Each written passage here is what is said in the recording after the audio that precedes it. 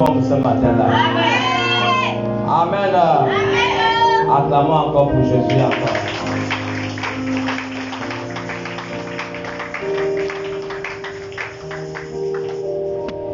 Lève la voix et dis à Jésus de te parler ce matin. Dis à Jésus de te parler. Commence à prier. Dis à Jésus de te parler. Dis Seigneur Jésus, parle-moi ce matin. Dis Seigneur Jésus, parle-moi ce matin. Seigneur, nous voici ce matin. Parle-nous ce matin, Jésus.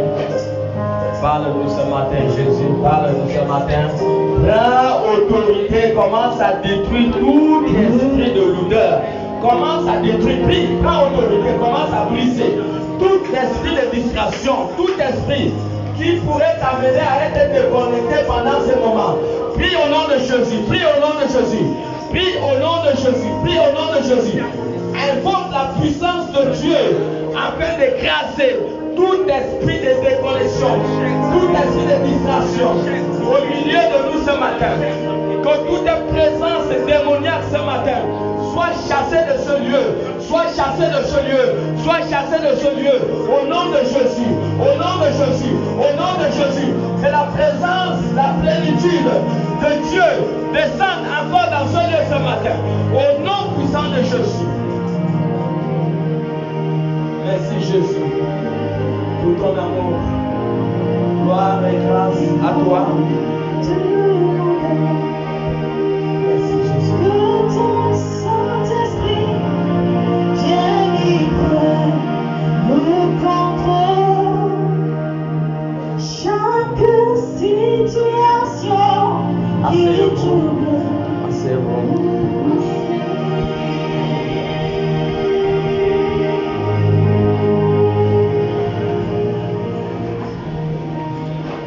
Alléluia. Assez bon. Nous avons pour thème ce matin le temple. Le thème de ce matin, c'est plutôt le service dans le temple. Le thème de ce matin, c'est le service dans le temple. C'est le thème de ce matin.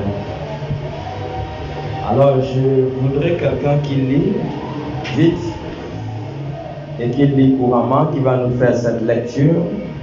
Nous allons lire le livre d'Exode, Exode chapitre 40, le verset 12 à 25. Est-ce que quelqu'un peut nous faire la lecture? Exode 12. Est-ce que tu peux nous faire la lecture? Exode 12, Exode 40 plutôt, le verset 12 à 25. Je lis la parole de Dieu dans Exode 12, Exode 40, partie du verset 12 à 25. Il est dit: Tu feras avancer Aaron et ses fils vers l'entrée de la tente d'assignation, et tu les lèveras avec le lot. Tu revêtiras Aaron des vêtements sacrés, tu l'oindras et tu le sanctifieras pour qu'il soit à mon service dans le sacerdoce. Tu feras approcher ses fils, tu les revêtiras des tuniques et tu les oindras comme tu auras oint leur père pour qu'ils soient à mon service dans le sacerdoce. Cette onction leur assurera à perpétuité le sacerdoce parmi leurs descendants. Moïse fit tout ce que l'Éternel lui avait ordonné. Il fit ainsi. Le premier jour du premier mois de la seconde année, le tabernacle fut dressé. Moïse dressa le tabernacle. Il en posa les bases, plaça les planches et les barres et éleva les colonnes. Il étendit la tente sur le tabernacle et il mit la couverture de la tente par-dessus, comme l'Éternel avait ordonné à Moïse. Il prit le témoignage et le plaça dans l'arche. Il mit les barres à l'arche et il posa Il posa les propriétoires au-dessus de l'arche. Il apporta l'arche dans le tabernacle. Il mit le voile de séparation et il en couvrit l'arche du témoignage, comme l'Éternel l'avait ordonné à Moïse. Il plaça la table dans la tente d'assignation, au côté septentrional du tabernacle, en dehors du voile. Et il y déposa un ordre de pain devant l'Éternel, comme l'Éternel avait ordonné à Moïse. Il plaça le chandelier dans la tente d'assignation, en face de la table, au côté méridional du tabernacle. Et il en arrangea les lampes devant l'Éternel, comme l'Éternel avait ordonné à Moïse. Amen. Amen. Asseyez-vous. Nous parlons ce matin sur le thème de service dans le temple. Le service dans le temple. Vous verrez dans toutes les Écritures que le centre de la vie du peuple d'Israël était le temple. Le centre de leur vie était le temple. Le temple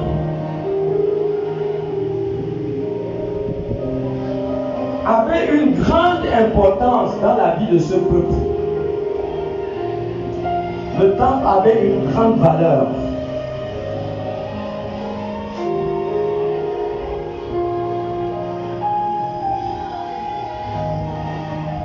Le temple faisait partie de leur vie quotidienne. Le temple.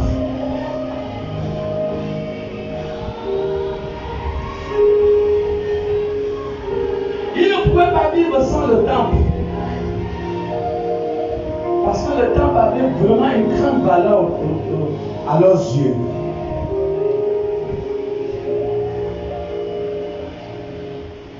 Le temple, ils appelaient ça la tente d'assignation à l'époque, qui était l'église de l'époque. C'était la tente d'assignation, c'était une tente. C'était une tente, comme vous voyez, les gens qui montent les tentes là, pendant les cérémonies. Mais c'était une tente un peu plus grande. Et c'est dans cette tente d'assignation que tout était fait. Tout le culte était fait dans ce temple. Tout ce qu'ils pouvaient faire dans leur vie avait le lien avec le temple. Tout ce qu'ils faisaient. Vous pouvez remarquer avec moi, au verset 12, il dit: tu feras avancer Aaron et ses fils vers l'entrée de la tente d'assignation et tu les laveras avec l'eau. Tu revêtiras Aaron des vêtements sacrés. Tu loindras et tu loindras. Voilà. Il dit: tu loindras et tu le sanctifieras pour qu'il soit à mon service dans le sacerdoce. Tu feras approcher ses fils. Tu les revêtiras de tuniques et tu les oindras comme tu auras oint leur père. Vous voyez, toutes ces choses se passaient dans le temple. Donc le temple avait une très grande valeur aux yeux du peuple d'Israël. Le temple était leur lieu de culte. Ils ne pouvaient pas s'en séparer de ce lieu. Et ce temple n'était pas une inspiration d'homme. Le temple n'était pas une inspiration d'homme. Parce que le temple est quelque chose qui venait du ciel. Et ce qui fait que quand Moïse même conçut le temple, il conçut le temple non selon le modèle que lui-même il a pensé, Mais Moïse a conçu le temple selon le modèle que Dieu lui a donné dans le ciel. Exode 25. Exode 25. Vous verrez le verset. Exode 25. Le verset 9 à 10, il dit: vous ferez le tabernacle et tous ses ustensiles d'après le modèle que je vais te montrer.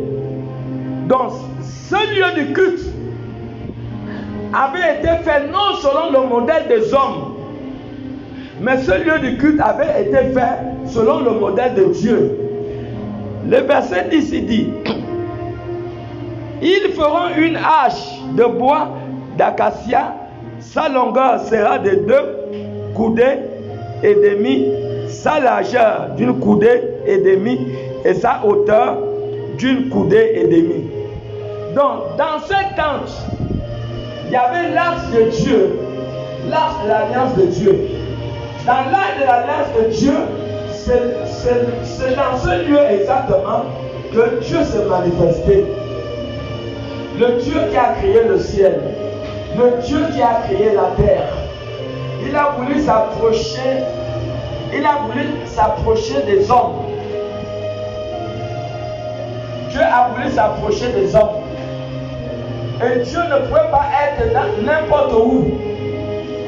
Il ne pouvait pas être n'importe où. Dieu a choisi de manifester sa présence dans ce lieu d'adoration, dans ce lieu de culte. C'est là où Dieu se manifestait. Ils ont tout fait. C'était le début de l'église. Même vous voyez l'église aujourd'hui. L'église aujourd'hui a toujours la forme de l'église qui était dès le commencement, qui était cette tente d'assignation.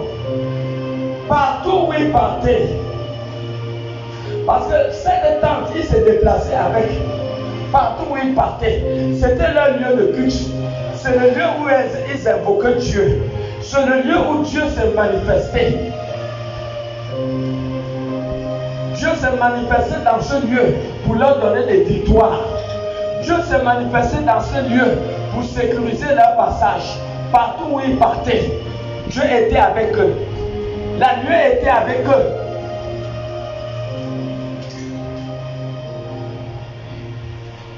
La nuée était avec eux partout où ils partaient. La nuée les accompagnait. La Bible dit que s'il faisait un mois quelque part, la nuée était sur cet temps d'assignation. Il restait aussi un mois. Quand ils se déplaçaient, quand la nuée se déplaçait, eux aussi se déplaçaient. Donc sur cette tente, il y avait du surnaturel. Est-ce que tu es là? Sur cette tente, il y avait du surnaturel. Dieu était avec ce peuple. Dieu était avec eux. Dieu se manifestait au milieu d'eux. Dieu se manifestait au milieu d'eux. Dieu ne les avait jamais abandonnés. Est-ce que tu peux continuer la lecture à partir du verset 26? Il était toujours là. Le Dieu qui a créé les planètes, le Dieu qui a créé le soleil, le Dieu qui a créé les océans, le Dieu qui a créé les êtres humains, le Dieu qui a créé le ciel et la terre, ce Dieu était avec ce peuple. Et Dieu était dans l'arche de l'alliance. Et cette arche de l'alliance était dans la tente d'assignation, dans le Saint des Saints. Est-ce que vous voyez? La présence de Dieu était leur assurance. C'était leur sécurité. C'était la paix pour eux. Ils avaient face à eux des ennemis qui en voulaient d'eux. Mais le peuple n'avait jamais eu peur. Il n'avait jamais eu peur. Pourquoi? Parce que le Dieu Tout-Puissant, le Dieu qui a créé le ciel et la terre, était avec eux. Et Dieu se manifestait dans la tente d'assignation. Dieu se manifestait dans ce tabernacle. Parce que ce temps d'assignation, on l'appelait aussi le tabernacle. C'était ça leur fierté. C'était ça leur assurance. Le temple, le tabernacle. C'était ça leur force. Leur force était ce tabernacle. Continue. Exode 28, 40 à 26, il est dit: il plaça l'autel d'or dans la tente d'assignation devant le voile, et il fit brûler le parfum odoriférant, comme l'Éternel avait ordonné à Moïse. Il plaça le rideau à l'entrée du tabernacle. Il plaça l'autel des holocaustes à l'entrée du tabernacle, de la tente d'assignation, et il y offrit l'holocauste et le flamme, comme l'Éternel avait ordonné à Moïse. Il plaça la cuve entre la tente d'assignation et l'autel, et il y mit de l'eau pour les ablutions. Moïse, Aaron et ses fils s'y levèrent les mains et les pieds. Lorsqu'ils entraient dans la tente d'assignation et qu'ils s'approchèrent de l'autel, ils se lavèrent, comme l'Éternel avait ordonné à Moïse. Il dressa le parvis autour du tabernacle et de l'autel, et il mit le rideau à la porte du parvis. Ce fut ainsi que Moïse acheva l'ouvrage. L'ouvrage étant pour moi. Amen. Amen. Donc le temple était leur force. Il y avait le surnaturel. Dans le livre de Nombre 9, à partir du verset 15, il dit: le jour où le tabernacle fut dressé, il dit: la nuée couvrait le tabernacle. Nombre 9, à partir du verset 15. Donc, il y avait une sorte de nuée, quelque chose de surnaturel sur ce tabernacle, qui était la représentation de Dieu. C'était la représentation de Dieu sur la tente. Ils avaient juste construit une tente, et en haut de cette tente, il y avait une nuée comme un nuage, qui était la présence de Dieu. Vous voyez? Voilà, il dit: le jour où le tabernacle fut dressé, la nuée couvrit le tabernacle et la tente d'assignation, et depuis le soir jusqu'au matin, elle eut sur le tabernacle l'apparence d'un feu. Il en fut continuellement ainsi. La nuée couvrit le tabernacle, et elle avait de nuit l'apparence d'un feu. Quand la nuée s'éleva de dessus la tente, les enfants d'Israël partaient, et les enfants d'Israël campaient dans le lieu où s'arrêtait la nuée. Les enfants d'Israël partaient sur l'ordre de l'Éternel, et ils campaient sur l'ordre de l'Éternel. Ils campaient aussi longtemps que la nuée restait sur le tabernacle. Donc, ils ne se déplaçaient pas en vain. Il y avait quelque chose de surnaturel qui était sur cette tente. Cette chose surnaturelle était la manifestation de Dieu, de la plénitude de Dieu. Alors, c'est cette nuée qui les guidait, qui les conduisait. Si la nuée faisait 2 mois quelque part, alors ils restaient 2 mois dans cette place. Quand la nuée commençait à se déplacer, alors ils soulevaient leur tente et ils commençaient à se déplacer avec cette tente. C'est comme ça que le peuple d'Israël a vécu. Leur force était le temple, leur force était le tabernacle.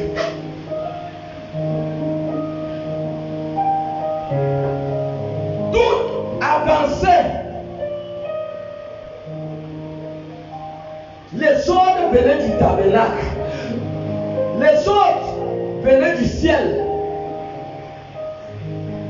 Tout succès et toute victoire venait du temple. Tout combat qui devait mener, la force leur venait du temple, de ce tabernacle. Parce que dans ce tabernacle, il y avait la manifestation de la puissance de Dieu.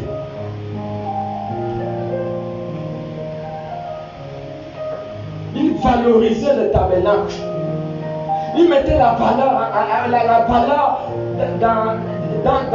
dans le temple. Il connaissait que dans ce temple, Dieu se trouve dans ce temple. Il le savait.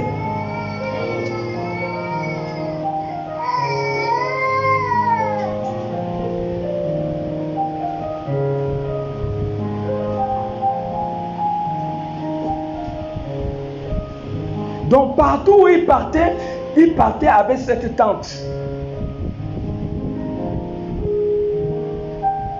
Tous les patriarches ont opéré avec la force qui venait du temple. Prenons l'exemple de Samuel. Samuel servait Dieu dans le temple. Dans le livre de 1 Samuel chapitre 3, que je vais lire, 1 Samuel.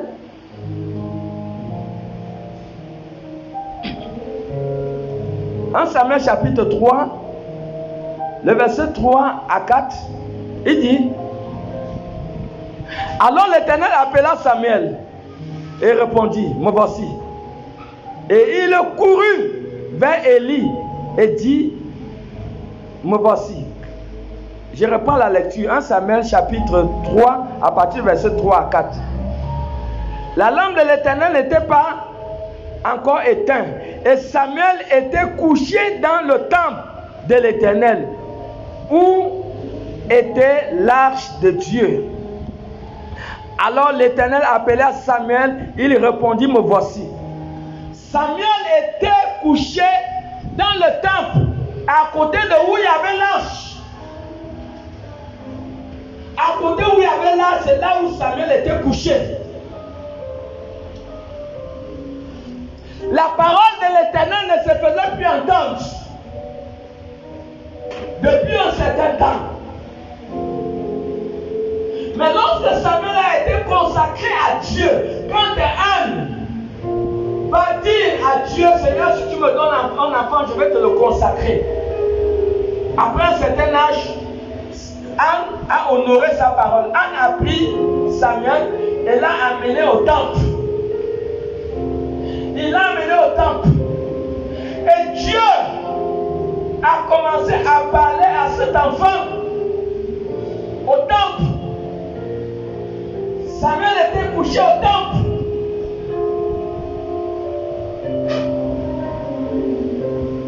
Dieu ne parlait plus à Samuel le prêtre. Mais lorsque Samuel a été consacré à Dieu, Dieu a commencé à lui parler par rapport à la direction d'Israël, par rapport à l'ensemble des choses d'Israël. Dieu a commencé à parler à cet enfant. C'était au temple.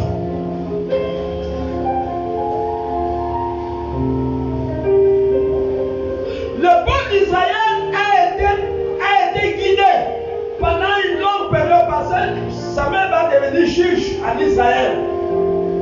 Donc, une nation a été conduite, a été guidée par le pouvoir d'un temple. À l'époque,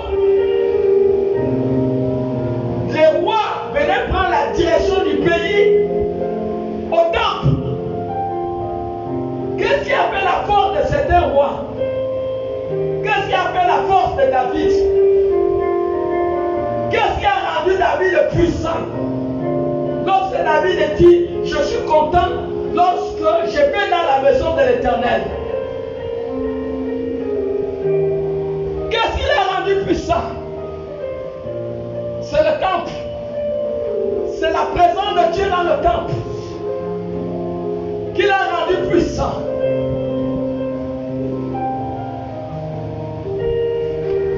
Je prends un peu l'exemple de Somme, je crois 27. Somme 27, à partir du premier verset à 5. Somme 27, à partir du premier verset à 1. À partir du premier verset à 5, il dit: l'Éternel est ma lumière. Somme de David, bien sûr. L'Éternel est ma lumière et mon salut. De qui aurais-je crainte? Il dit: de qui aurais-je crainte? Si l'Éternel est ta lumière, si l'Éternel est ta sécurité, si l'Éternel est dans ton temple, si tu as un temple, de qui aurais-je, David dit, de qui aurais-je peur? Qu'est-ce qui va t'effrayer? Qu'est-ce qui va te faire peur? Si tu as un Dieu, si tu as un temple, si tu as un Dieu dans ton temple, qu'est-ce qui va t'effrayer? C'est ce que David disait. Toute la force de David a tourné tout autour du temple. Toutes les victoires de David tournaient toujours tout autour du temple. David venait consulter, je crois, les prophètes dans la Bible par rapport à une guerre qu'il devait faire. Il venait dans le temple pour consulter les prophètes.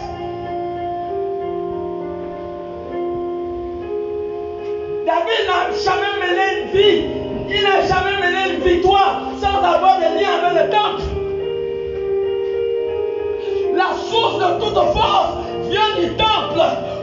Pourquoi Dieu, dans Exode 25, va dire, Exode 20, et ce sont les commandements. Moïse vient de descendre du mont Sinaï.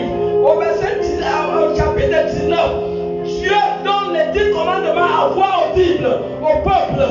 Le chapitre 19 et le chapitre 20. Le chapitre 25, Dieu donne l'ordre de construire le temple parce que Dieu savait qu'il fallait qu'il descende. Dieu devait s'approcher du peuple. Dieu avait le désir de s'approcher du peuple. Dieu ne peut pas habiter dans un marécage. Dieu ne peut pas habiter dans la maison d'homme. Dieu ne peut pas habiter quelque part. Dieu lui-même, il a donné le modèle de lieu où il devait se manifester. Il a donné tous les éléments qui devaient être classés dans le temple, la manière qui devait être adorée, la manière qu'il fallait déclencher sa présence.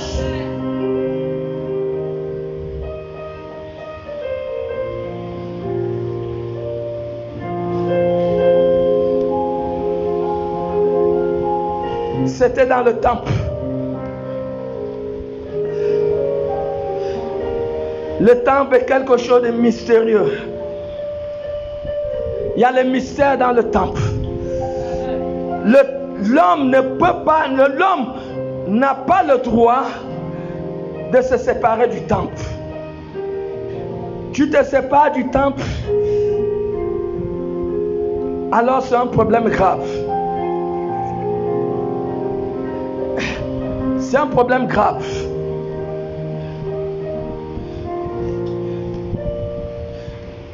Tous les patriarches ont vaincu à travers le pouvoir du temple. La Bible dit, je crois que lorsque le temple avait été dédicacé, si je ne me trompe pas, dans le livre de 2 Chroniques, chapitre 5. Prenez les passages bibliques, 2 Chroniques, chapitre 5. À partir du verset 11 que je vais lire. Écoutez bien. Au moment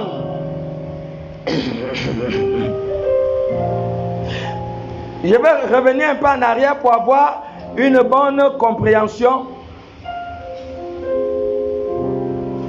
Voilà. Je vais lire à partir du verset 9. On avait donné aux barres une longueur telle que leur extrémité se voyait à distance de l'arche devant le sanctuaire, mais ne se voyait point du dehors. L'arche a été jusqu'à ce jour. Il n'y avait dans l'arche que les deux tables que Moïse y plaça à Horeb, lorsque l'Éternel fit alliance avec les enfants d'Israël à leur sortie d'Égypte. Je suis à 2 Chroniques, chapitre 5. Et là, je suis au verset 11. 11 à 12. Il dit, au moment où les sacrificateurs sortirent du lieu saint, car tous les sacrificateurs présents s'étaient sanctifiés sans observer l'ordre de classement. Tous les sacrificateurs s'étaient sanctifiés. Et tous les Lévites qui étaient chantes, Asaph, Eman, Jeduthun, leurs fils et leurs frères, revêtus de byssus, se tenaient à l'orient de l'autel avec des cymbales, des luttes, des harpes, et avaient auprès de 120 sacrificateurs sonnant de la trompette. Donc ils étaient en train de célébrer un culte. Le verset 13 dit, et lorsque ceux qui sonnaient des trompettes et ceux qui chantaient s'unissaient d'un même accord pour célébrer et pour louer l'Éternel, fit retentir les cymbales et les autres instruments et célébrer l'Éternel par ses paroles, car il est bon, car sa miséricorde dure à toujours. En ce moment-là, la maison, ils ont répété ça 2 fois. La maison de l'Éternel fut remplie d'une nuée. Les sacrificateurs ne purent pas y rester pour servir, pour faire le service à cause de la nuée, car la gloire de l'Éternel remplissait la maison de Dieu.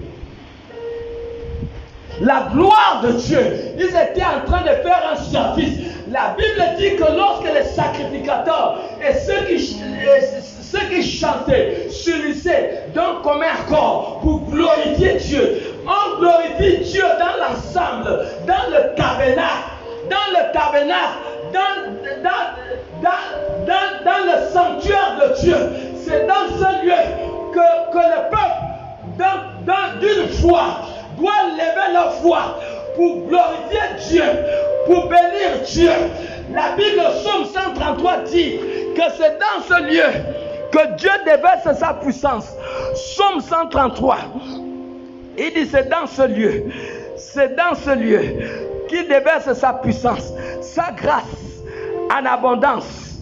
Dans ce lieu où on est en train de célébrer l'Éternel. Psaume 133, il dit, cantique des degrés de David, voici, oh, qu'il est agréable, qu'il est doux pour des frères de demeurer ensemble. C'est comme l'huile précieuse qui descendue sur la barbe, sur la barbe d'Aaron, qui descend sur le bord de ses vêtements. C'est comme la rosée de l'Hermon qui descend sur les montagnes de Sion. Il dit car c'est là, c'est dans ce lieu de rassemblement, c'est dans ce lieu que l'ensemble des personnes sont en train de lever le nom de Dieu. C'est dans ce lieu que les enfants de Dieu sont en train de célébrer le culte de Dieu. C'est dans ce lieu que les enfants de Dieu sont en train de louer l'Éternel. Il dit c'est dans ce lieu, c'est là. Il dit car c'est là que l'Éternel envoie la bénédiction, la vie pour l'éternité. C'est dans ce lieu, il y a un lieu où Dieu déverse sa grâce, il y a un lieu où Dieu déverse sa bénédiction. C'est un lieu où les enfants de Dieu se rassemblent.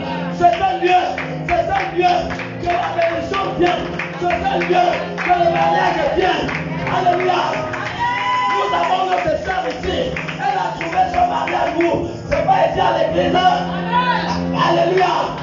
Si tu étais dans ta maison, peut-être aujourd'hui tu ne serais pas marié. Elle va pas travers le Seigneur. Voici les fruits de la présence de Dieu. Laisse-toi bénir. Mets-toi debout. Voici les fruits de la présence de Dieu. Est-ce qu'on peut acclamer pour le Seigneur? Si tu as fait ça dans ta vie, parce qu'elle a reconnu la valeur de la présence de Dieu. C'est elle qui a payé ce piano. Elle reconnaît. C'est elle qui a payé ce piano. Elle a payé ce piano plus de 300 000. Elle a fait sortir l'argent de sa poche. Est-ce qu'on peut acclamer le Seigneur pour elle? C'est ça. C'est ça qui a reconnu le plan de l'Éternel. Elle a reconnu la présence de Dieu. Elle a donné cœur et âme au milieu des tempêtes, au milieu des persécutions, au milieu de beaucoup de choses qui pourraient la décourager. Mais elle a toujours été là. Elle a persévéré parce qu'elle n'est pas venue à l'église pour regarder un homme. Elle est venue à l'église pour servir son Dieu. Acclamons pour le Seigneur.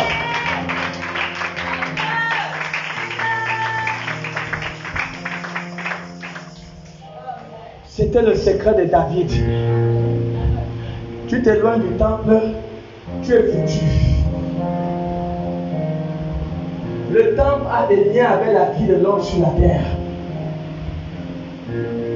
Le temple, c'est le lieu de la bénédiction. C'est le lieu de la bénédiction. C'est le lieu de la rencontre avec Dieu. Tous les patriarches ont expérimenté Dieu à partir du temple. Ils ont expérimenté Dieu à partir du temple. Quand tu repars chez toi, tu ne repars pas chez toi la même personne. Il y a une flamme comme à la chambre haute. La flamme descend sur ta tête. Quand tu retournes là, toute la semaine là, aucun sorcier ne peut pas s'approcher de toi. Parce que tu es venu réactiver la flamme dans la présence de Dieu. Tu es venu réactiver la flamme dans la présence de Dieu. Aucun flamme ne peut pas te toucher. Parce que quand tu sors là, tu ne peux pas voir la flamme là. Mais les invisibles voient qu'il y a un feu qui est allumé au-delà de toi. Tu ne peux pas sortir d'un feu et ne pas avoir la marque d'un feu. La présence de Dieu, le temple, a une grande valeur dans la vie d'un homme. Amen. C'est une grande valeur. Samuel, qui n'était rien. Samuel n'était rien. Samuel n'était rien. Vous connaissez les choses, les mystères de Dieu. Tout se passe dans le temple. La grandeur commence dans le temple. Quelle mission vous allez accomplir sans avoir une base? Vous ne pouvez pas aller à Toumo, à Meyan, vous ne pouvez pas aller à Oyam, ou à Fugamo, ou à Kulamutu. Allez commencer une œuvre en quittant de votre maison. Qui a vu ça? Un individu, bon, moi je crois, je n'ai pas besoin de l'église, je n'ai besoin de rien, et tu vas avoir la force pour aller affronter les Mami Wata, aller affronter les sorciers. C'est pas facile. Tout missionnaire a une base. Même dans Acte 13, Paul et Barnabas priaient à l'église d'Antioche. Ils avaient une base. Quand le Saint-Esprit parle, mettez-moi à part Paul et Barnabas dans l'œuvre à laquelle je les ai appelés. Ils avaient une base. Ils sont là en mission à partir d'une base, de la base.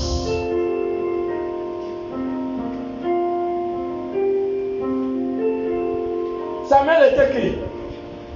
Samuel avait quoi? Rien. Mais la vision de Samuel était pour embellir le temple.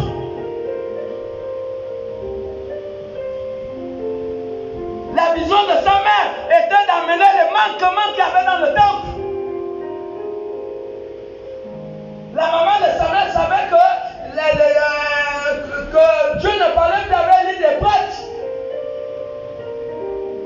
Et cela est tombé au bon moment qu'elle avait fait la promesse à Dieu.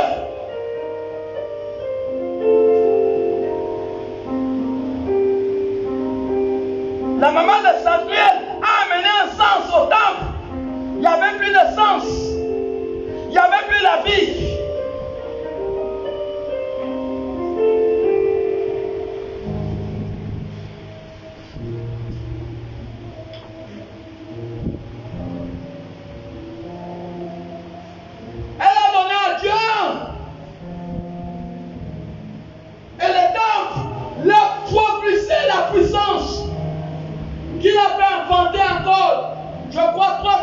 filles. Dans 1 Samuel 2:21. La puissance de Dieu qui est sortie du temple, l'a fait concevoir encore 5 enfants. En dehors de Samuel, ça faisait 6. Vous pensez que la force qu'Anne a encore enfantée, ces 5 enfants venaient d'où? Ça venait d'où? Et Samuel est venu d'où? Vous avez posé la question, Samuel est venu d'où? La Bible dans Samuel 1, en étant stérile, elle partait toujours à Silo. Elle partait à Silo, même quand elle était Shula, elle partait à Silo. Étant dans son état de Shula, elle n'avait jamais cessé de ne pas aller à l'église.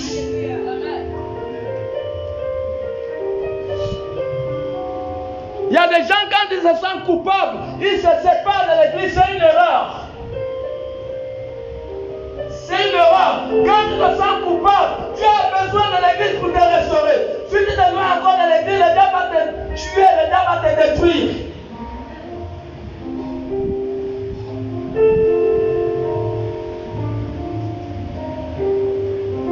Elle n'était pas parfaite, mais elle allait quand même avec l'odeur de l'alcool dans la bouche. Mais quand elle a vu que la honte était trop, au point que quand elle voit la femme de Pénina d'aller puiser l'eau, Pénina vient, elle arrache le seau pour dire quitte-moi là, c'est moi qui t'ai rendu stérile. Ça lui a fait mal. Elle a arrêté l'alcool. Elle a commencé à aller, elle s'est engagée à déployer maintenant dans le temple. Et ce jour qu'elle a prié, c'est la puissance venant du temple qui a fait enfanter Samuel. Et Samuel a été renvoyé au temple.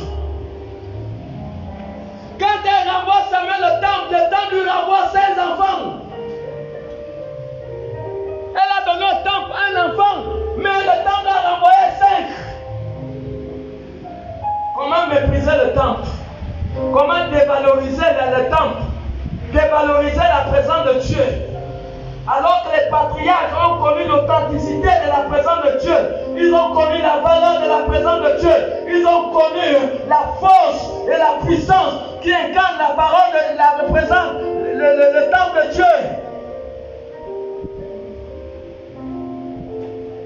Ils ont eu des preuves.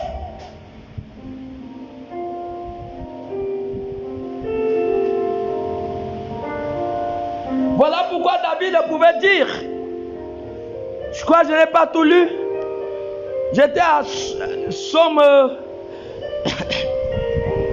27, si je ne me trompe pas, je disais, ce Somme de David, l'Éternel est ma lumière et mon salut. De qui aurais-je crainte? L'Éternel est le soutien de ma vie. De qui aurais-je peur? Quand des méchants s'avancent contre moi pour dévorer ma chair, ce sont mes persécuteurs et mes ennemis qui chancellent et qui tombent. Si une armée se campait contre moi, mon cœur n'aurait aucune crainte. Si une guerre s'élevait contre moi, je serais malgré cela plein de confiance. Je demande à l'Éternel une chose que je désire ardemment. Je voudrais habiter toute ma vie dans la maison de l'Éternel pour contempler la magnificence de l'Éternel et pour admirer son temple. Le verset 5 dit, car il me protégera dans son tabernacle au jour du malheur.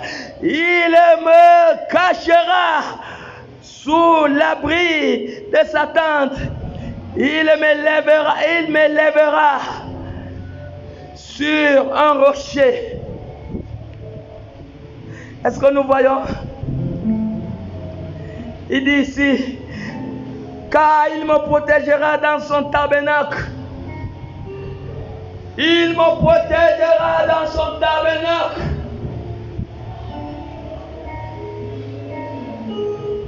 Il me protégera dans son tabernacle.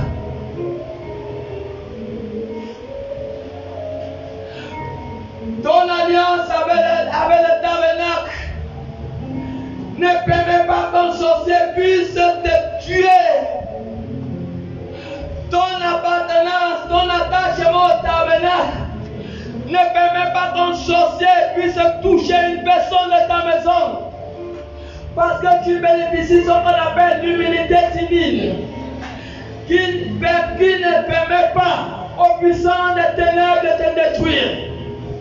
C'est la même manière qu'un président en fonction, tu ne peux pas aller le porter plainte au tribunal. C'est impossible. C'est la même chose. Lorsque tu es en alliance avec un temple, alors tu bénéficies de l'humilité divine qui fait en sorte que ta vie est protégée, la vie de tes enfants sont protégés, tes affaires sont protégées, et cette sécurité vient de ton alliance avec le temple. Ne négligez pas l'église, ne négligez pas le temple, ça serait mal faire. Tu dois avoir une alliance avec le temple. C'est le même secret que les patriarches avaient. C'est ce secret qui a fait des hommes et des femmes triomphants. Ils ont triomphé à leur époque parce qu'ils avaient un lien avec le temple. Ils avaient le lien avec l'église. Et l'église, ils étaient inséparables. Et pendant que je parle, le Saint-Esprit m'amène dans l'histoire de Jésus. D'où vient la force de Jésus? Malgré qu'il soit Dieu, comment il a commencé? Dans Luc 2, à partir de, je crois, au verset 45, Luc 2, au verset 49, il dit ici, il parle à son père et sa mère. Il dit à son père et sa mère, je vais commencer au verset 47, tous ceux qui l'entendaient étaient frappés de son intelligence et de ses réponses. Quand ses parents le virent, ils furent saisis d'étonnement. Et sa mère lui dit, mon enfant, pourquoi as-tu agi de la sorte envers nous? Voici ton père et moi, nous te cherchons avec angoisse. Écoutez la réponse de Jésus au verset 49. Il leur dit, pourquoi me cherchez-vous? Ne savez-vous pas qu'il faut que je m'occupe des affaires de mon père? Un garçon de 12 ans a découvert la puissance et le secret du temple. 3 jours dans le temple. 3 jours dans le temple. Et tout le monde était étonné de sa puissance, de son intelligence. Le père et son père et sa mère étaient étonnés. Ils étaient étonnés de sa manière de faire les choses. 3 jours. Un enfant de 12 ans a découvert la puissance du temple. Aujourd'hui, le temple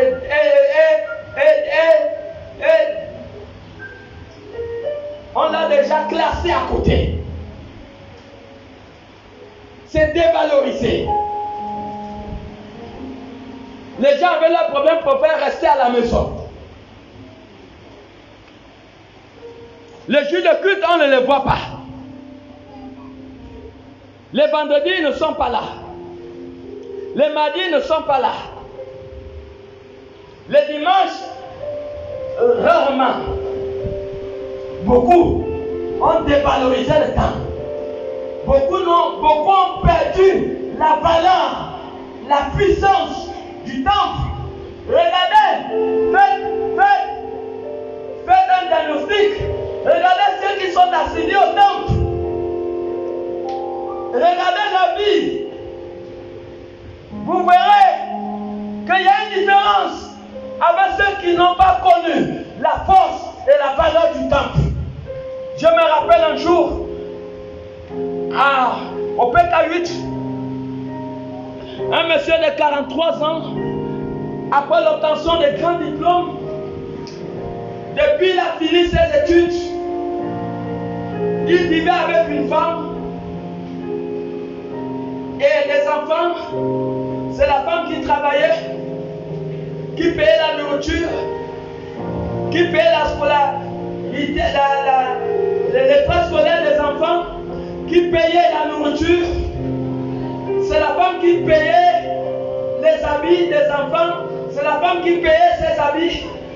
Lorsqu'il veut se déplacer, c'est la femme qui donnait l'argent du taxi. Ce monsieur était dépassé. Il était parti chez les marabouts faire le lavage de corps. Aller déposer le dossier à gauche, à droite.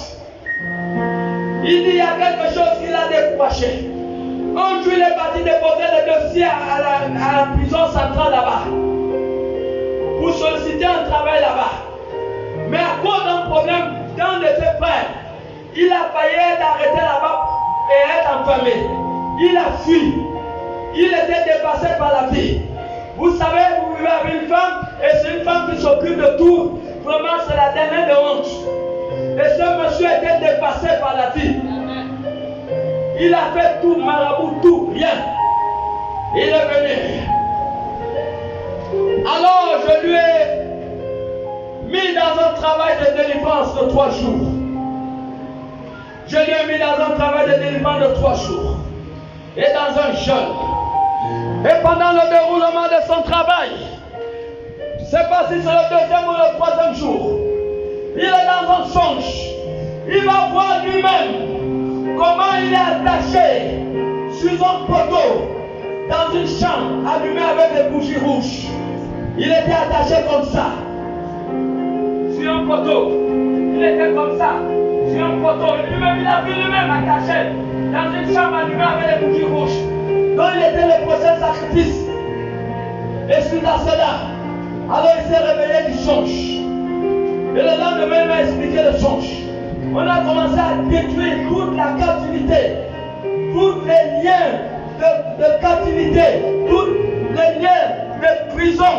On a détruit tout cela.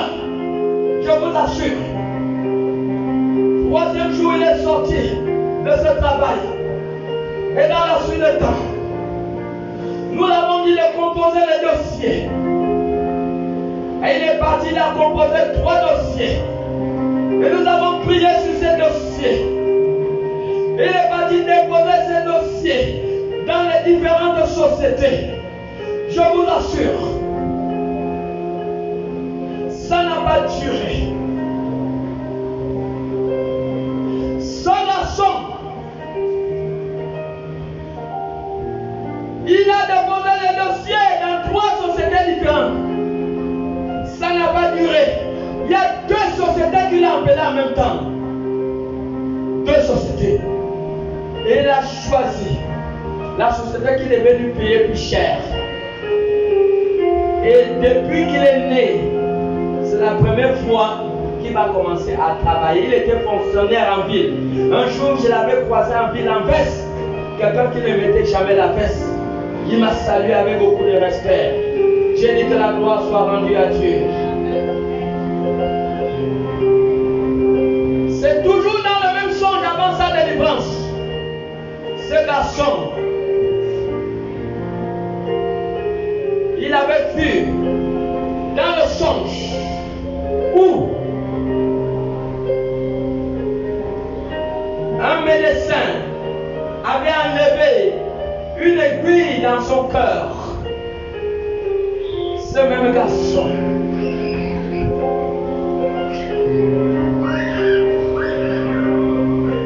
c'est le temple qu'il a délivré.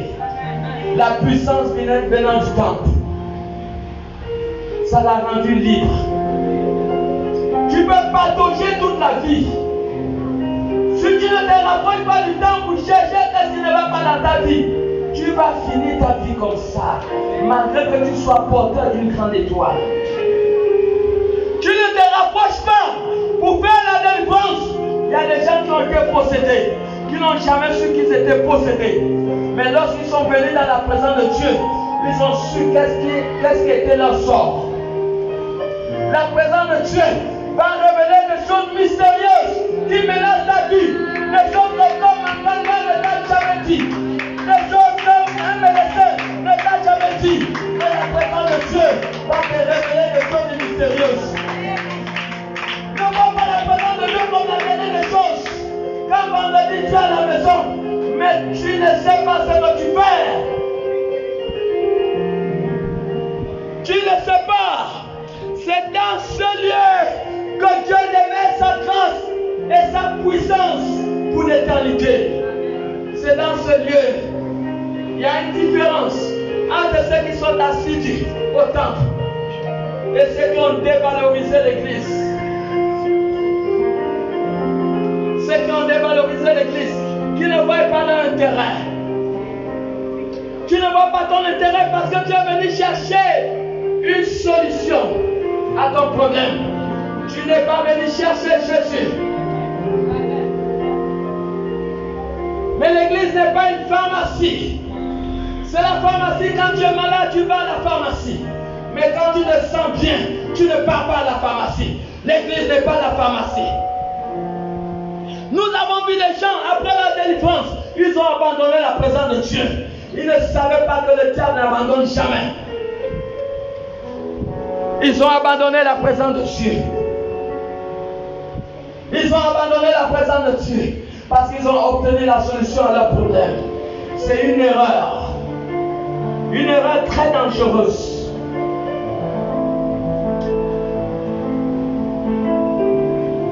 Nous sommes ce que nous sommes. Pas parce que nous avons été dans nos maisons. Parce que nous avons appris à nous asseoir à l'église. Recevoir, être formé. Être formé. Et c'est ce qui a fait de nous ce que nous sommes aujourd'hui. Nous voulons être en bénédiction à la multitude des personnes. Parce que nous avons découvert les mystères qui incarnent la présence de Dieu.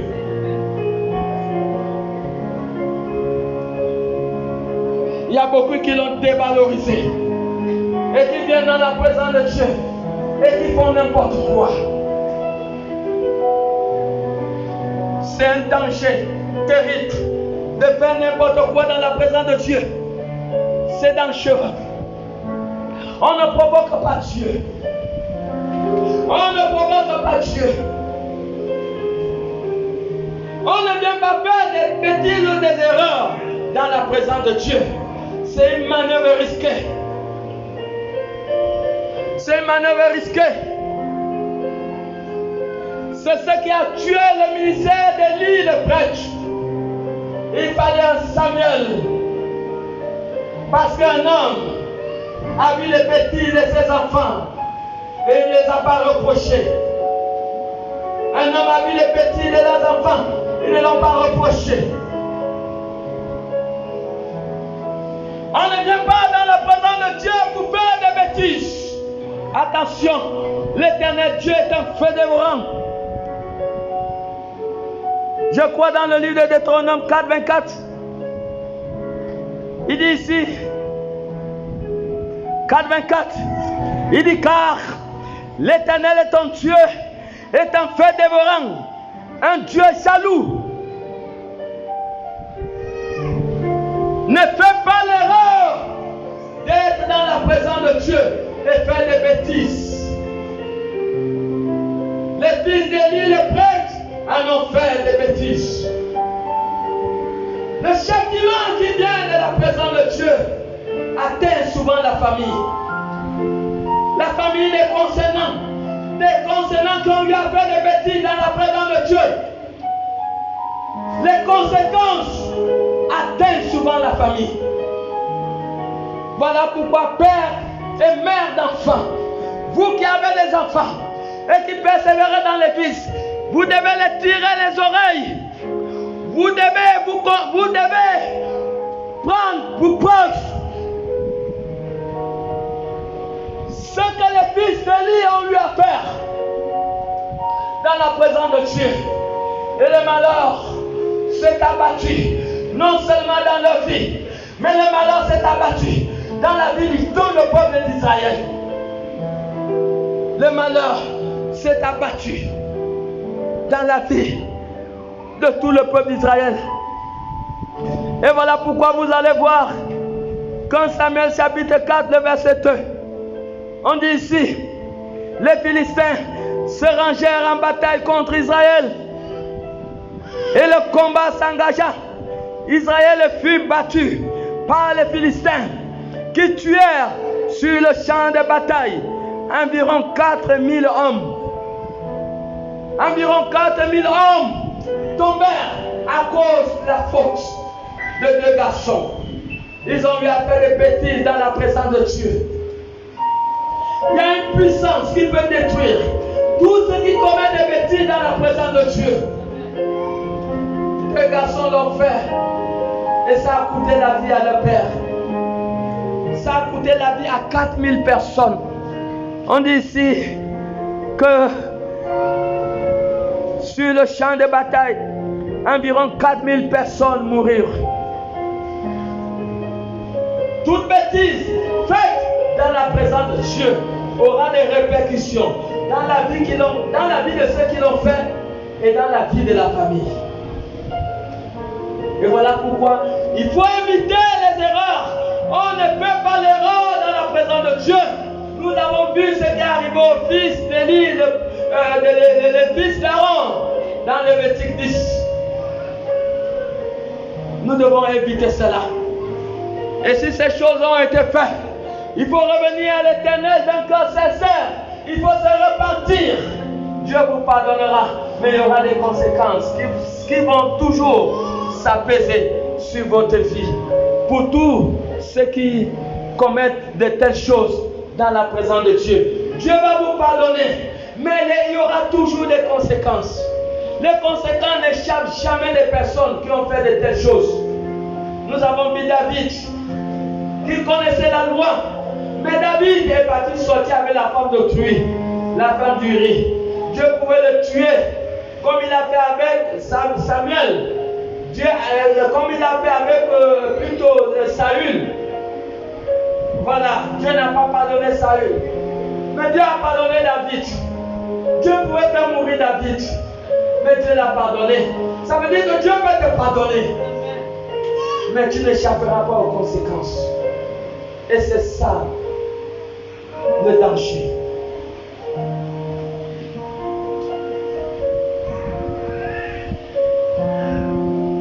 Nous devons comprendre. Tout Israël était dirigé vers le pouvoir qui venait du temple. Parce que Dieu avait établi Samuel comme juge.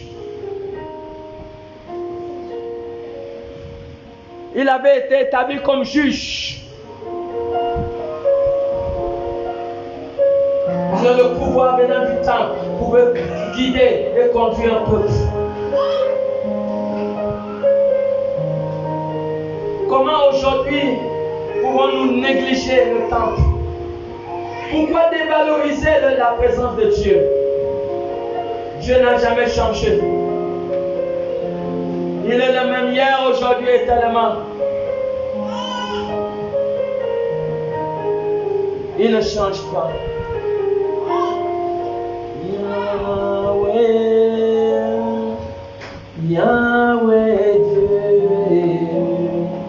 Yahweh, Yahweh Dieu, Yahweh,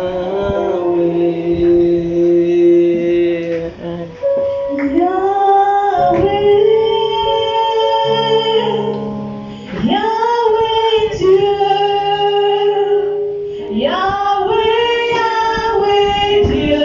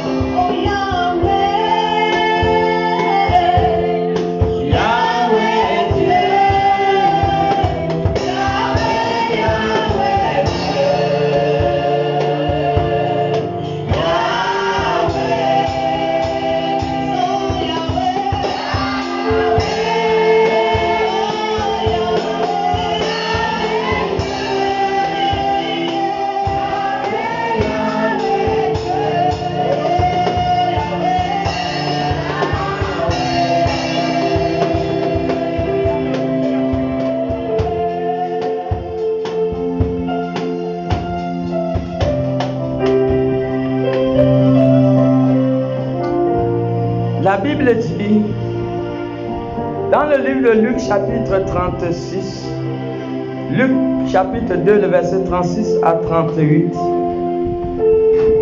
il dit, il y avait aussi une prophétesse, Anne, fille de Phénuel, de la tribu d'Azer. Elle était fort avancée en âge et elle avait vécu 7 ans avec son mari depuis sa virginité.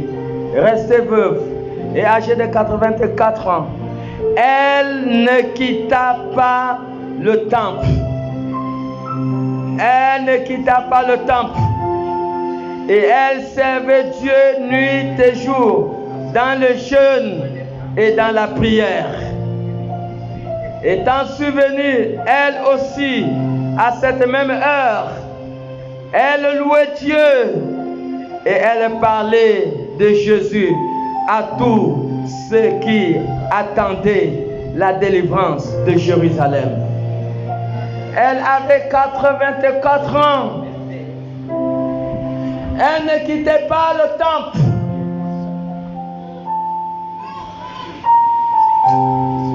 Qui sait? Peut-être c'est le pouvoir du temple qui l'a amené jusqu'à 84 ans. Et la Bible ne nous dit pas le nombre d'années qu'elle a encore vécu. 84 ans. Elle ne se séparait pas du temple.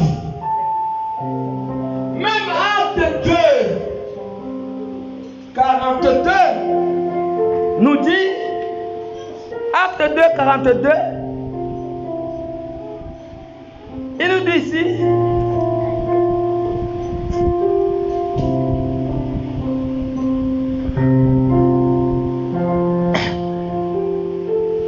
ils persévérèrent dans l'enseignement des apôtres, dans la communion fraternelle, dans la façon du pain et dans les prières. Ils persévéraient. Et le verset 34 nous dit, tous ceux qui croyaient étaient dans le même lieu et ils avaient tout en commun. Ils vendaient leurs propriétés et leurs biens et ils partageaient le produit avec tous selon leurs besoins, selon les besoins de chacun. Le verset 46 dit, ils étaient chaque jour tous ensemble assidus au temple. Ils rompaient le pain dans les maisons et prenaient leur nourriture avec joie et simplicité de cœur. Ils persévérèrent. Est-ce que tu as examiné un peu ta vie? Tu ne remarques pas que depuis que tu as arrêté de persévérer, tu ne vois pas comment les choses gringolent, les choses boitent dans ta vie? Ça va boiter. Si vous abandonnez le lieu de prière, si vous abandonnez la persévérance dans le temple, parce que les patriarches, le secret de leur succès était le temple, la prière, la persévérance. Tous les jours, ils étaient ensemble. Tous les jours, ils étaient ensemble. C'était la clé de leur succès.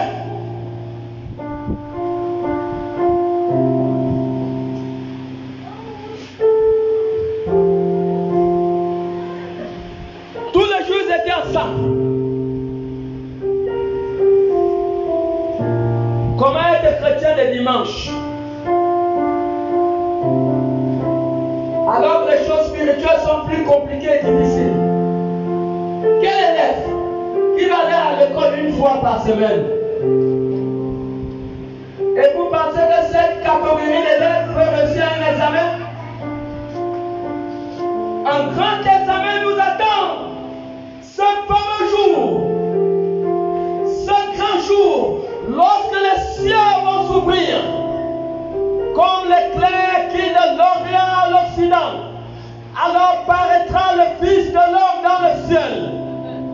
lorsqu'il viendra pour enlever son église. Ceux qui ont négligé, beaucoup seront surpris, qui ne seront pas enlevés. Pourquoi? Parce que les choses qu'ils ont eu à négliger, ils ont négligé la connaissance, ils ont négligé la formation. Tu ne peux pas être enlevé au ciel sans la connaissance. La connaissance acquise au pied de ta porte. Tu dois t'instruire. Tu dois être formé pour être qualifié pour faire ce vol surnaturel où les hommes vont défier la gravité. Les hommes vont t'enlever. Il faut la connaissance. Osée 4:6 dit que ce n'est pas le diable qui détruit les hommes. Osée 4:6 dit c'est l'ignorance des hommes. Mon peuple périt par faute de connaissance. L'ignorance est le pire ennemi de l'homme. C'est le pire ennemi de l'homme. Ton ennemi, ce n'est pas le diable, c'est ton ignorance, manque de formation, ne pas adhérer à l'église, ne pas comprendre l'importance d'être formé, pour être enlevé, pour être qualifié ce jour. L'ignorance est le pire ennemi de l'homme. Tu ne cherches pas la connaissance. Les esprits, les démons vont prendre le dessus sur ta personne. Et je déclare par le puissant nom de Jésus, je me tiens sous l'autel de Dieu. Et je déclare qu'aucun démon n'aura le pouvoir sur toi. Si tu le crois, confirme-le. Amen, grand amen. Au nom de Jésus, aucun démon n'aura le pouvoir. Aucun enfant dans ce lieu. Au nom de Jésus. Parce que Jésus nous dit que nous sommes plus que vainqueurs par celui qui nous a aimés. Tu es un vainqueur. Au nom de Jésus. La parole n'est que prêchée. La parole n'est qu'enseignée. Et nous recevons cet enseignement pour que nous soyons puissants, pour que nous soyons forts. Tu es un vainqueur. Est-ce que tu le crois? Tu es un vainqueur. Ne te sous-estime pas. Que le pouvoir du temple soit restauré à sa juste valeur dans ta vie. Le pouvoir du temple. C'est ce temple qui a fait des grands qui étaient pauvres. Ils sont aujourd'hui propriétaires des jets privés. Quand nous écoutons un peu les témoignages de David et de l'époque, il n'avait rien. Il a commencé avec sa Bible. Mais aujourd'hui, il est propriétaire des avions. Waouh! Le temple a un pouvoir. Rien que ceux qui sont aveuglés, qui ne découvrent pas le pouvoir qui incarne la puissance et la présence de Dieu. Le temple. Les négliger, les mépriser, négliger les activités du temple, c'est une erreur. Tu vas aller où? Tu es dans le cœur et été prédestiné par Dieu. Tu veux mener ta vie par ta propre force, tu vas échouer. Et je déclare que tu n'échoueras pas au nom de Jésus. Est-ce que quelqu'un comprend? Tu ne peux pas mener ta vie par ta propre force. Tu as été prédestiné, tu es Dieu. Quand Dieu t'a créé, il t'a prédestiné. C'est à toi, tu as la connaissance. Cherche le chemin de ta destination, de ton destin. Cherche le chemin de ton destin sur la base de la connaissance. Et si tu négliges la formation, tu négliges l'information, comment peux-tu t'en sortir? Tu ne peux pas t'en sortir, pourquoi? Parce que tu négliges la formation.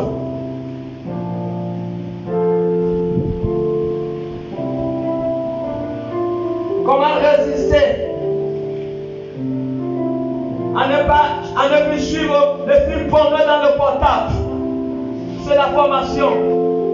Comment résister à la masturbation? C'est la formation. Comment faire pour ne plus avoir des avec les démons de mari de nuit et les femmes de nuit. C'est la formation. Comment faire pour être directeur d'une société? C'est la formation. Comment faire pour être une grande commerçante demain? C'est la formation. Comment faire pour avoir un foyer stable? Beaucoup de gens ne veulent pas marier parce qu'ils ont un mauvais caractère. Parce que Dieu t'aime. Il ne veut pas te mettre dans un foyer qui va se détruire après un an. Voilà pourquoi beaucoup n'entrent pas en mariage. Et vous voyez, beaucoup de mariages sont détruits parce qu'avant de se marier, ils n'ont pas eu d'abord à se former.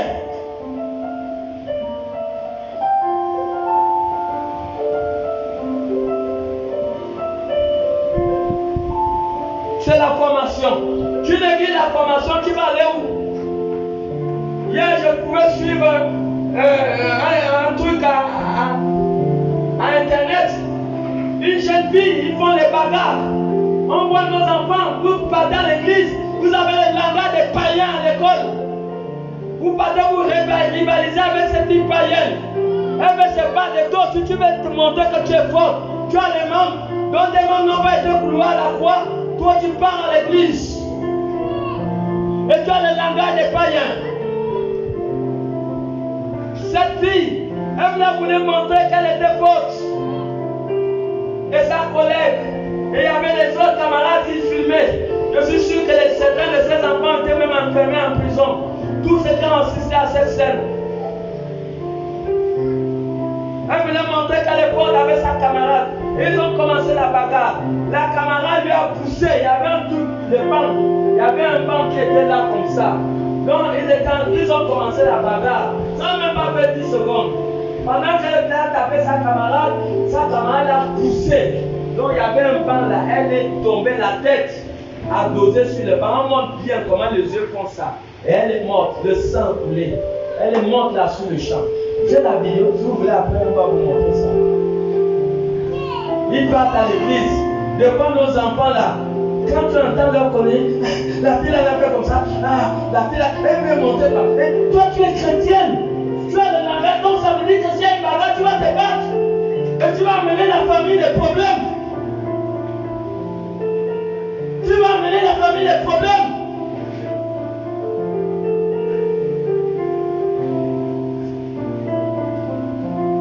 Malachie 3, le verset 18 dit qu'il y aura une différence entre ceux qui prient et ceux qui ne prient pas.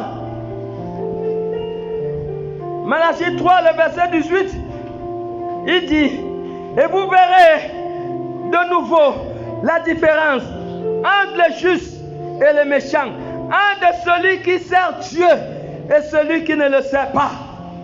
Il dit, vous verrez la différence. Voilà, ceux qui sont au temple, ils ne mettent pas leur cœur. Ils viennent comme spectateurs, ils viennent comme baladeurs, ils viennent comme accompagnateurs, ils viennent comme pour rendre le service à maman, rendre le service à papa. Ils ne viennent pas pour mettre leur cœur à l'affaire de Dieu. Et les réalités du monde finissent par leur rattraper. Et pourtant, ils étaient à l'église. Ils ont eu l'opportunité de pouvoir s'instruire. Il y a certaines filles, leur première relation sexuelle, ils ont eu le sida. Ils étaient à l'église. Ils ont eu la capacité d'être formés, d'être instruits. Mais ils ont négligé cela. Ils ont négligé. Ils sont allés hors de leur destinée, hors du chemin que le Seigneur avait prédestiné pour eux. Parce qu'ils ont négligé la puissance et les valeurs qui incarnent le temple.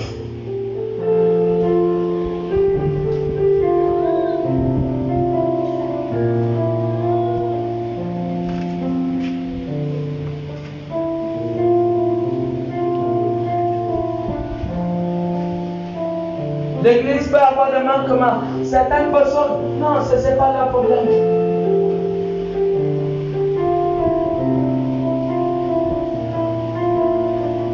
Le temple.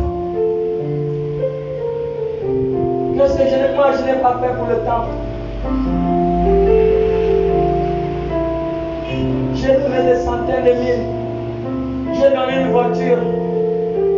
à l'église. Qu'est-ce que je n'ai pas fait? Regardez les enfants d'Israël à l'époque. Exode 36, le verset 4 à 5. Vous allez voir comment ils prenaient tout ce qui était à eux pour la construction du temple. Ils prenaient tout ce qui était à eux. Ils ont mis leur corps, ils connaissaient la valeur du temple. Exode 36.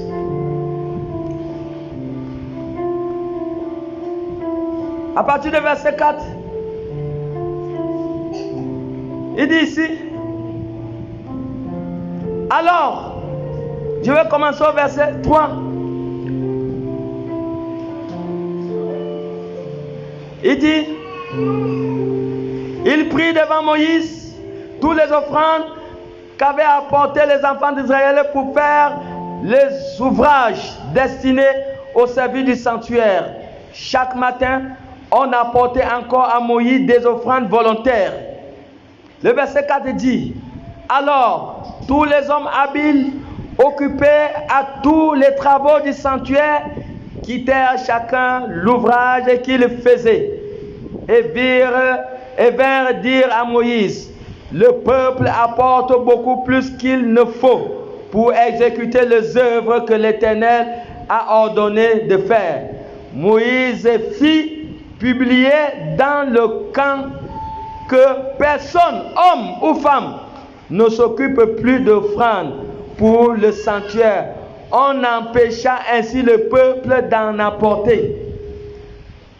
Regardez un peuple qui connaissait la valeur du temps. Le peuple a donné jusqu'à ce qu'ils avaient donné était trop. C'était trop. Et Moïse a donné l'ordre qu'on dit au peuple de ne plus donner.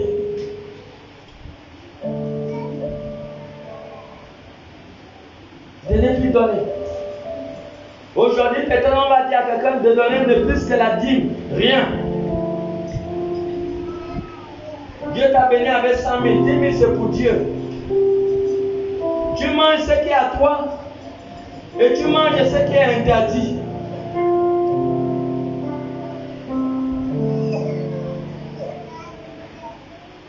Il y a des petits travaux. Amen. Oh. Ça ne me concerne pas. Il y a des gens à l'église qui sont la bite, le ballon arrive, il esquive. Le ballon arrive, mais tu ne fais pas dans le terrain. Les autres sont en train de mouiller le maillot. Toi, quand le ballon arrive, il esquive. On dit, on a besoin d'un Saint-Esprit. Ça ne me concerne pas. Ça concerne aux anciens de l'église. On dit, on veut faire telle chose. Oh non, ça là, mon agent, il va aller manger mon spaghetti après le culte.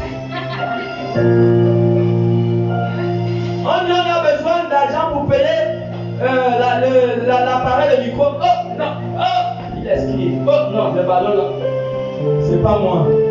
Il y a des arbitres. Dis à celui qui est à côté de toi, il ne faut pas être habile dans la maison de Dieu. Dis-lui, ce sont ceux qui mouillent le maillot, ça concerne la couronne. Dis-lui qu'il faut mouiller le maillot. Il faut mouiller le maillot.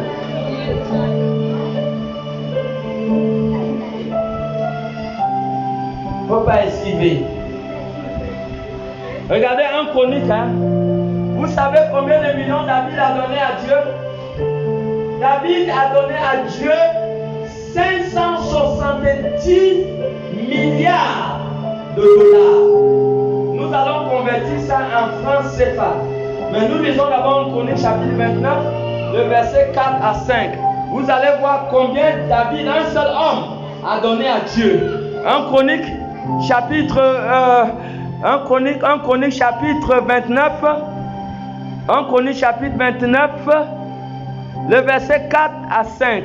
Le verset 3 plutôt, le verset 3 à 4. Hein?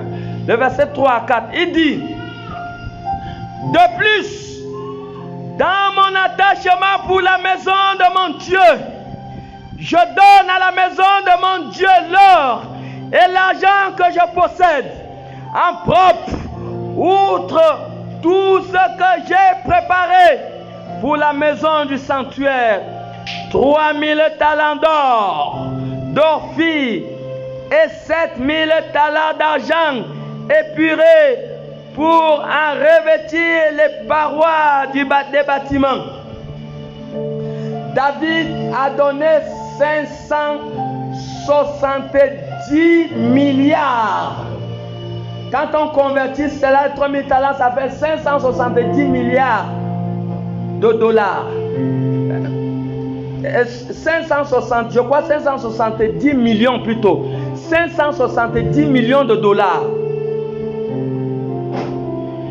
Maintenant, quand on convertit 570 millions de dollars, ça nous fait, en francs CFA, ça fait 343 milliards 165 millions 80 000 francs. Voilà ce que 570 millions de dollars donnent en francs CFA. Ça fait 343 milliards 165 millions 80 000 francs qu'un homme a donné à Dieu pour la maison de Dieu. C'est ce que David a donné à Dieu. Voilà les gens, voilà pourquoi jusqu'à la fin du monde, voilà pourquoi vous avez vu que David était selon le cœur de Dieu. David avait découvert la puissance, le pouvoir qui incarne le temple de Dieu. Quand ce temple est entré dans la maison de Ben Edoum, la Bible dit que la maison de Ben Edoum a été bénie quand l'âme de Dieu est entrée là-bas. Donc, la présence de Dieu est un lieu de délivrance. C'est le lieu où les maladies que les docteurs n'ont pas pu guérir, c'est le lieu où Dieu va te guérir. Dieu peut t'indiquer une feuille qui va te guérir. Dieu peut te conduire vers une maman qui connaît le médicament qui va soigner ton enfant. Dieu peut te conduire vers un médicament qui n'est pas un médicament pharmaceutique qui va te guérir. Dieu peut te guérir par imposition des mains. Dieu peut te guérir à travers le miracle. Mais je sais une seule chose, que la présence de Dieu est mystérieuse. C'est le lieu où les gens venaient de partout. Dans Jean 5, à la piscine de Bethsaïda, la Bible dit que l'ange de l'Éternel mouvait. Et la première personne qui tombait dans cette piscine recevait la guérison. Et maintenant, aujourd'hui, nous avons plus que la piscine de Bethsaïda. Nous avons plus que la piscine de Bethsaïda. L'église de Christ, l'église du Seigneur. Ne dévalorise pas l'église, mon frère, ma soeur. Ne reste pas à la maison pendant le culte de mardi. Ne reste pas à la maison pendant le culte de vendredi. Ne reste pas à la maison pendant le culte de dimanche. Le ciel n'est pas. Le ciel demande beaucoup de connaissances pour être enlevé. Pour être enlevé ce jour. Quand Jésus-Christ va revenir pour enlever son église, ce sont des gens qui ont acquis la connaissance. C'est la connaissance qui va faire que tu vas défier. Tu vas défier, on dit ça comme à la gravité, hein? C'est comme ça qu'on dit ça. Voilà, nous allons monter au ciel. C'est la connaissance qui va faire que tu sois enlevé. Et maintenant, la Bible déclare aux États-Unis, mon peuple est détruit parce qu'il manque la connaissance. Il dit, comme ils ont rejeté la connaissance, il dit, je vais les rejeter et je vais rejeter jusqu'à leurs enfants. Lorsque vous méprisez la connaissance, vous vous mettez en danger et vous mettez vos enfants en danger. Et c'est là le danger. C'est très dangereux de rejeter la connaissance. Pourquoi mépriser la présence de Dieu? Tous ceux qui venaient à 46, ils étaient tous les jours assis au temple. Tous les jours assis au temple. Il y a des églises qui prient à 6 heures. 6 heures. Ils sont déjà. Si on te dit, toi, même vous venez au culte vendredi, tu ne viens pas. Mais si on te dit que nous allons commencer le culte à 6 heures ici, pourquoi à 7 heures on en arrête? Ceux qui vont au travail pas. Je sais que tu ne peux pas t'engager, mais j'appelle de quelqu'un le faire. Beaucoup des églises le font. Toi, vendredi, tu ne viens pas. Mardi, lundi, tu ne viens pas à l'intercession. Quel Dieu dont le temps n'a plus de valeur dans ta vie. Alors les mystères des temps sont révélés à quelqu'un ce matin. Les mystères des temps.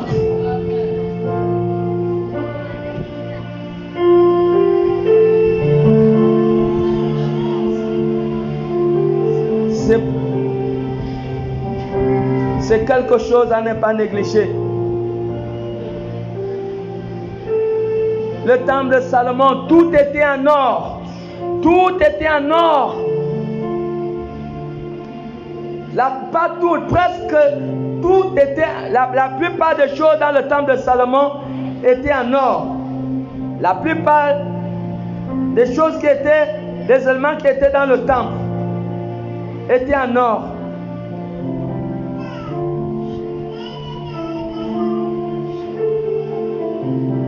Un roi 7, 48. Il dit, Salomon fit encore tous les autres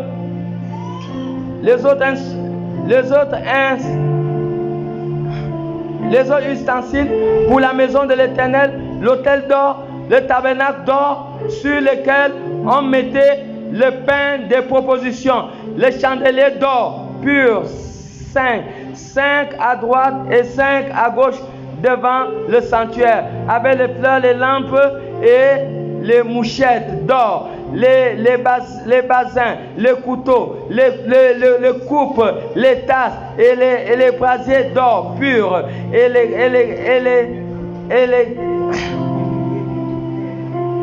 les gonds d'or pour la porte de l'intérieur de la maison de l'Éternel, du lieu très saint, et pour la porte de la maison à l'entrée du tabernacle. Donc presque tout dans la maison que Salomon avait construit à Dieu, la plupart des choses dans le temple étaient en or. Si le temple n'avait aucune valeur, pourquoi on va revêtir la plupart des choses dans le temple en or? Parce que l'or est la représentation même de Dieu. L'or est la représentation de Dieu. Voilà pourquoi le temple doit être embelli. Le temple doit être embelli. Parce que le temple, c'est le lieu où le croyant vient avoir la rencontre avec son Dieu. C'est dans ce lieu que le croyant vient avoir la rencontre avec son Dieu. Tu dois bien t'habiller. Le temple doit être propre. Le temple doit être embelli. Quand nous venons pour voir, venez avec la conscience que je viens pas pour voir un homme, mais je viens pour avoir la rencontre avec Dieu. Catherine Kuhlman, pendant son époque, c'était comme ça. Quand vous attendez le témoignage de Catherine Kuhlman, elle dit que quand les gens venaient, avant qu'elle ouvre la bouche, les gens commençaient à recevoir les miracles, alors qu'elle n'avait même pas dit à l'IP. Mais les gens entraient dans la salle, les gens recevaient le miracle, parce que les gens venaient, non pour voir le pasteur, non pour avoir la rencontre avec un ancien ou un homme. Les gens venaient pour avoir la rencontre avec Dieu. Et parce que dans leur mental, ils venaient pour avoir la rencontre avec Dieu. Avant que l'oratrice monte, alors certains les autres commençaient à obtenir leur miracle. Ils commençaient à obtenir leur miracle avant même que le programme commence. Le fait de venir avoir la mentalité, venir avoir la rencontre avec un homme, peut te faire égarer à la maison. Non, on ne vient pas à l'église pour un homme. On vient à l'église pour avoir la rencontre avec Dieu.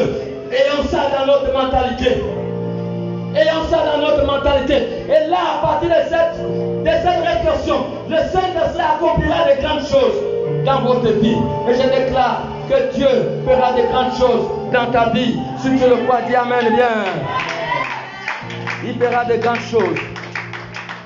Voilà, nous devons comprendre qu'aujourd'hui, nous sommes plus que le temple. Plus que le temple.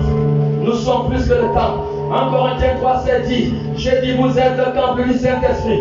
En Corinthiens 12, 27 a dit, je dis que vous êtes le corps de Christ. Nous sommes le corps de Christ. Nous sommes le corps de Christ. Et nous représentons le temple du Saint-Esprit. Nous sommes le temple du Saint-Esprit.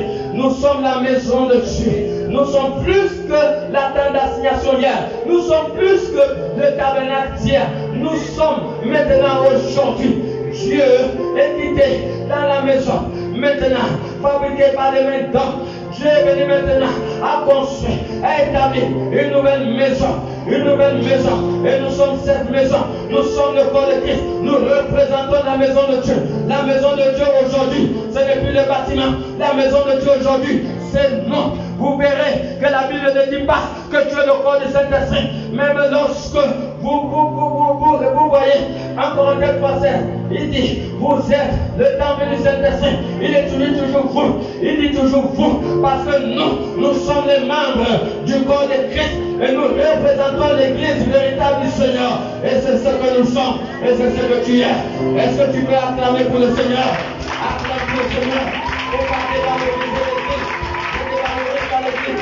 Mets-toi debout sur tes pieds. Mets-toi debout sur tes pieds. Et continue à acclamer pour le Seigneur. On acclame pour le Seigneur. Ne dévalorise pas l'église. Ne dévalorise pas l'église. L'église a une grande valeur. L'église a une grande puissance. C'est le lieu des miracles. C'est le lieu du surnaturel. C'est le lieu des guérisons. C'est le lieu de la restauration. C'est le lieu de la longévité. C'est le lieu de la sécurité. C'est le lieu du salut. C'est ce lieu qu'on appelle l'église. La chorale. Amenez-nous dans un quartier d'avance. Chante dans le sein des saints. Alors nous allons entrer dans les moments de prière. Chante à travers le sang de la avec force. Chante la gloire de